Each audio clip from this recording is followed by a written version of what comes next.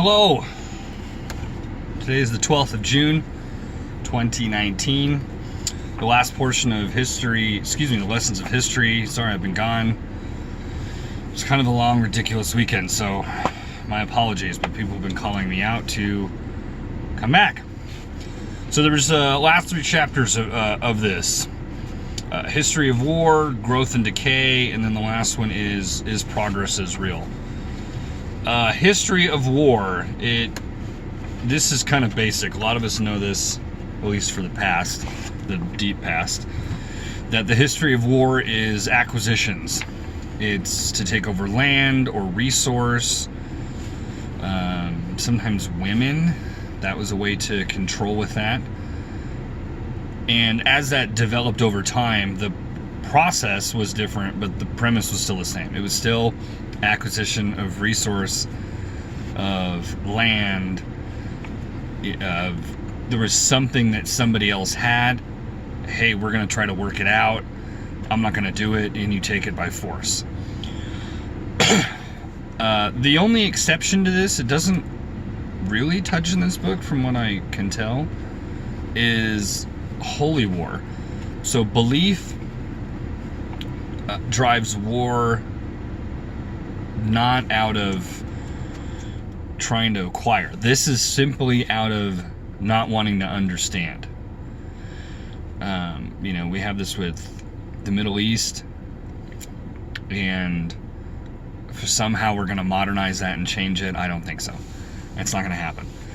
So a holy war is much different, and on a very foundation level, they're all the same also. I believe in something that's beyond here.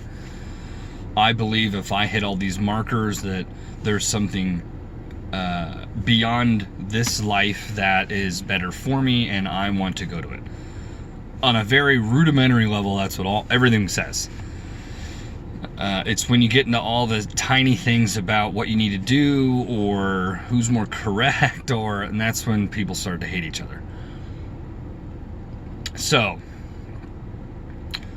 history of war. That was an interesting part, but nothing crazy.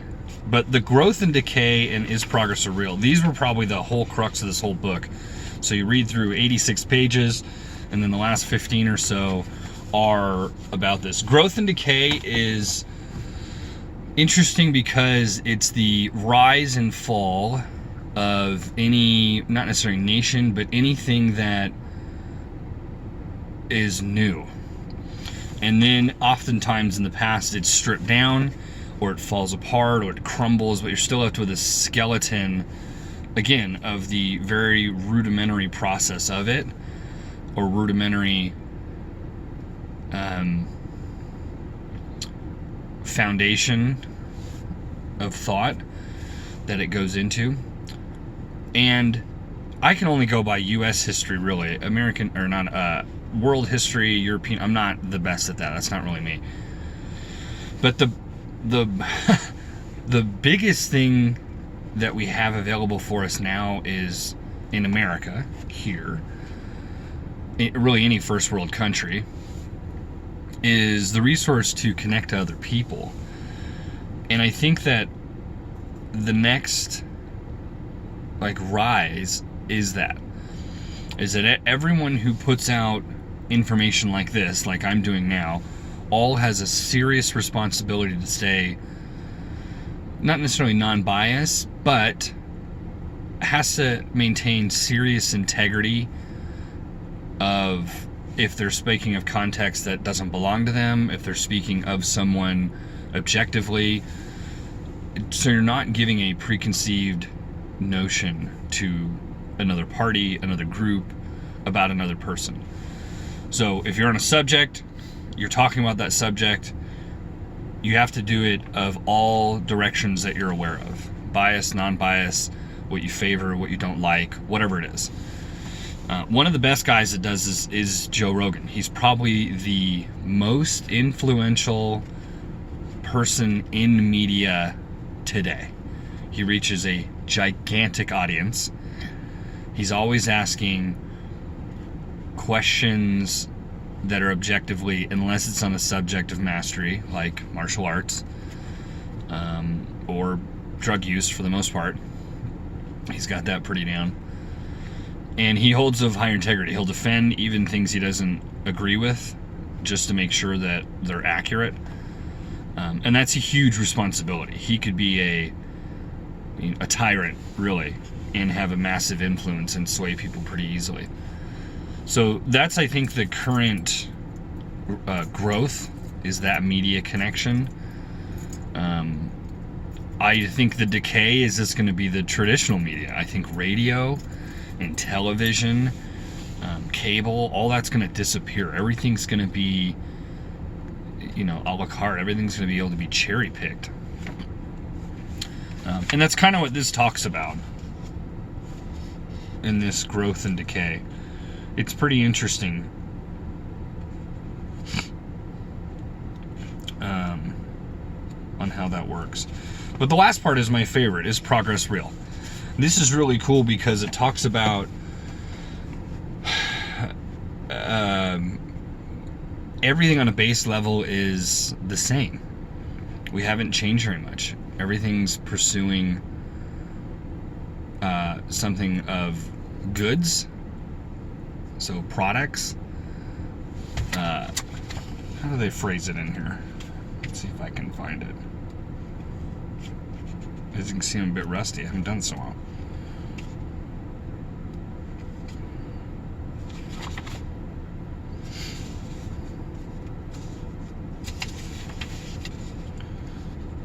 Anyways, I was saying the next progress that we should be looking at is, this connects to the thing before about technology, is something like school.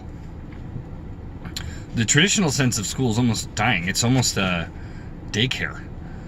You send your kids there, they grow social skills and realistically very basic or simplistic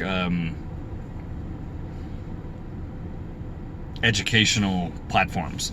I went to a Montessori school when I was really young, so I excelled in math and arts, and they just sort of pushed me to doing that. So I went to a traditional school, and it wasn't hard. And then I saw how it applied. But considering we have something like the internet, there's something called Khan Academy, Kahn. He was a professor out of Stanford, I want to say, UCLA. And he wanted to be able to afford education for free to everyone around the world. So he ended up getting a platform of professors and teachers, and they just sort of uploaded information. Then he had live classes. But I think that's part of the next process, is truly gaining information at no cost, legitimate scholars that can provide that. This sort of runs hand in hand with charity. True charity, in my opinion, you do not get recognized for. You do it, and only you and the party in which you were charitable to, whether it's one person, a foundation, whatever it is, knows that it happened. So the next part of progress for my thinking is there needs to be another like MLK, another leader that knows it's not going to end well for him, but it breaks ground for the next thing. I don't know what that is, but it's got to happen.